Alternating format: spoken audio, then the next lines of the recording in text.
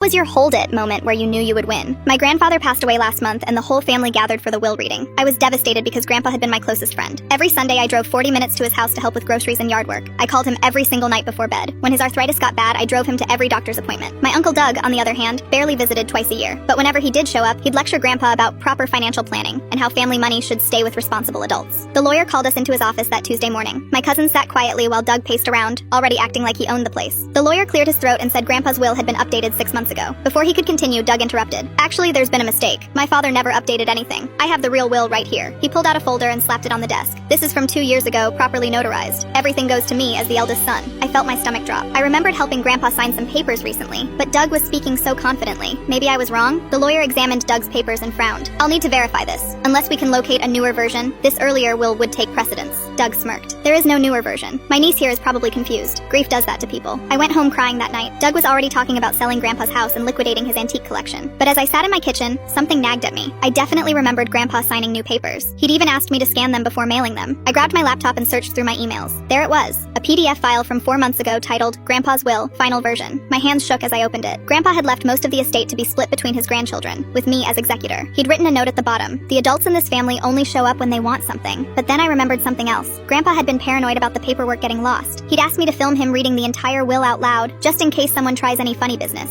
I'd used my phone and completely forgotten about it. I scrolled through my camera roll until I found it. There was Grandpa, sitting in his favorite armchair, clearly stating the date and reading every word of the updated will. He even explained why he was making the changes. The next morning, I marched back into the lawyer's office. Doug was already there, signing papers and acting like the grieving son. He looked up when I walked in. Oh good, you're here to witness me taking care of our father's final wishes. The lawyer asked if I had any objections to the proceedings. Doug waved his hand dismissively. She's just upset. There's no valid update to the will. I've been handling my father's affairs for years. I pulled out my phone and said, hold it. Everyone froze. I played the video. Grandpa's voice filled the room, calm and clear. Today is March 15th, and I'm recording this to make sure there's no confusion about my final will. I'm leaving the house and most of my savings to be split equally among my grandchildren, with Julia as the executor. I'm doing this because my children only visit when they need money, but my grandchildren actually care about me as a person. The video continued with Grandpa reading every single clause, explaining that Doug's constant lectures about money had convinced him to protect the inheritance from greedy adults. The lawyer nodded slowly. Video testimony is absolutely valid, especially when it corroborates documented changes. Doug's face went completely white. That's not, he was probably confused. Old people say things they don't mean. I played another part where Grandpa specifically mentioned Doug by name. I hope my son Doug understands that lecturing me about finances while ignoring me as a father has consequences. The lawyer gathered up Doug's fake papers. These earlier documents are now superseded. Julia, as executor, you'll need to come in tomorrow to begin the formal process. Doug stood up, his hands shaking. This isn't over. I'll contest this. That video proves nothing. I looked him straight in the eye. Go ahead. I've got 3 more videos and all the email records. He stormed out without another word. I walked outside and called the animal shelter where Grandpa volunteered every Thursday. I donated half my inheritance that same afternoon. Grandpa would have loved that.